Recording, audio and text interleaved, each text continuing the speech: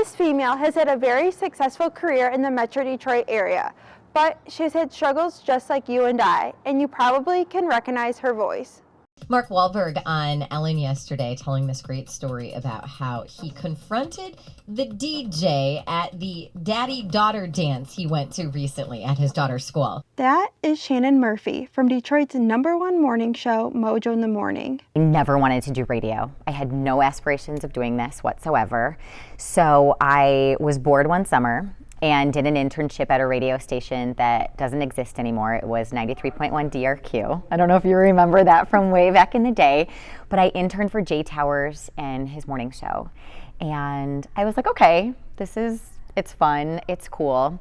And I went back to school. I was, I was gonna be a junior at Butler University, and I did the Washington, D.C. program, which means they set you up with an internship in DC, and I just so happened to get a radio internship. I thought I was going to get a TV news internship, and they said, we're placing you at ABC. I thought, great, and it was ABC Radio. I'm like, oh my gosh, radio again. Did it, loved it, went back to school and got an internship with MS Communications, a huge communications company that's based out of Indy, also in radio, and I was giving a presentation for the sales department. And the program director from one of those stations heard my voice and said, have you ever thought of being on the air? We need some help right now. And I said, not really. Well, he threw me a pair of headphones and he said, you start in 2 weeks, figure out what you're doing. So I did that for a while. I joined a morning show there while they were looking for a co-host, and they ended up hiring me as that co-host. And I've just been in the business ever since. But it hasn't always been easy. The very first show that I was with, it was not the best environment for me to be in.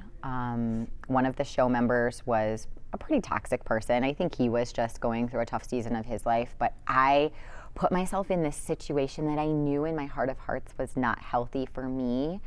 And I so wish I would have gotten out of that sooner, and found something, not necessarily better, but found something that was a little bit more suitable and happier and healthier for me. That show was called The Morning Mess. I was in Indy with them, moved to Atlanta with them, and then got a phone call from Mojo saying, do you want to come back home to Detroit and work with me? Which was the craziest thing because I listened to Mojo in high school. He hates when I tell people that, but I did. Wait, that's so weird. All contributed to make it what it was. We've already been hearing from people this morning, Alicia, who were listening on their very first day 20 years ago. They still remember it. And we have so much stuff planned for this morning's show. So make sure you're listening because the surprises are going to be good. My lips are zipped. It'll be a lot of fun. So hopefully when you get in your cars, you can turn on Channel 955 and check us out. I would venture to say we're one of the hardest working morning shows in radio because we do put so much blood, sweat, and tears into this show, and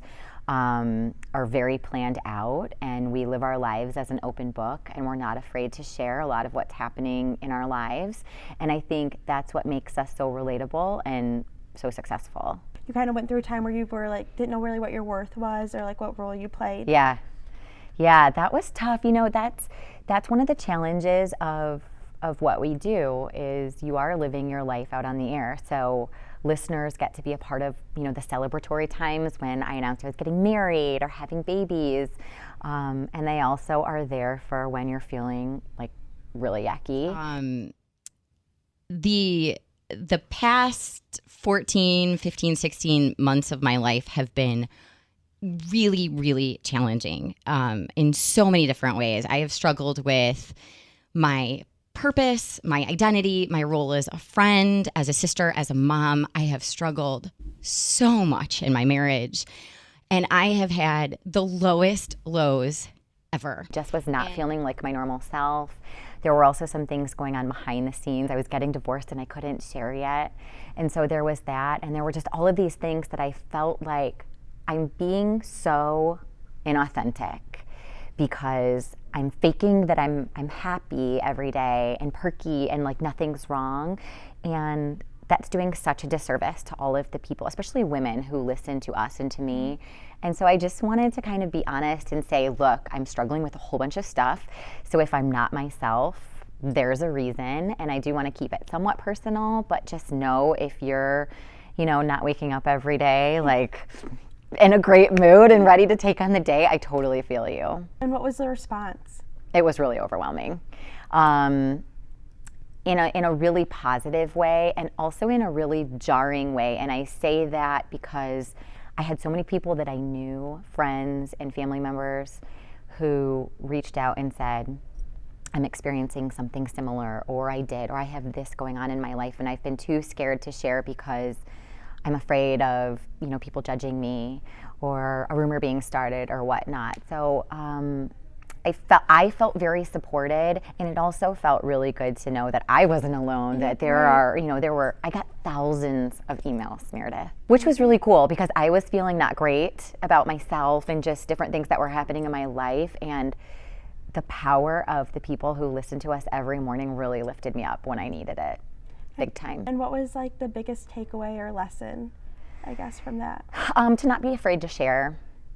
I think my whole life, I shouldn't even say I think, I know my whole life I've really tried to image manage and keep up this, like, I've got it all together. Not necessarily I'm perfect, but I've got it all together. And I don't have it all together. It's almost more comfortable to me now to be like this messy person and say there are a lot of things going on that, like, people call me perfect, and it like makes my skin crawl because that's just not where I am. It's not who I am. What gets you going every day? Like when you have tough days, like what do you look for? I call it, I'm trying to teach this to my almost 6-year-old daughter right now, Lucy, collecting joyful moments. So even if something really bad is happening in the bigger picture, just collecting the little joyful moments throughout the day. And it could be something as silly as, my coffee tastes so good today, or, I'm having a good hair day, or, Spike complimented me and it was really sweet, or we had a great topic of conversation about something on the air. My favorite TV show's on tonight, like those little things. I'm gonna light a good candle when I get home. And then at the end of the day, I try to look back on all of those joyful moments that I've collected in the midst of Just whatever's the little going things. on. Yeah. And what do you hope your kids see when they look at you? Strength. Yeah, I hope strength and kindness. I say that to my daughter all the time when she goes to school. She doesn't have to, get every answer right. She doesn't have to be on the same level with everyone else, as long as she has a kind heart. That's what really matters to me. You can hear Shannon every weekday morning on Mojo in the Morning on channel 955 in Detroit, 104.5 WSNX FM in Grand Rapids, and 92.5 KISS FM in Toledo, and whenever you want on iHeartRadio.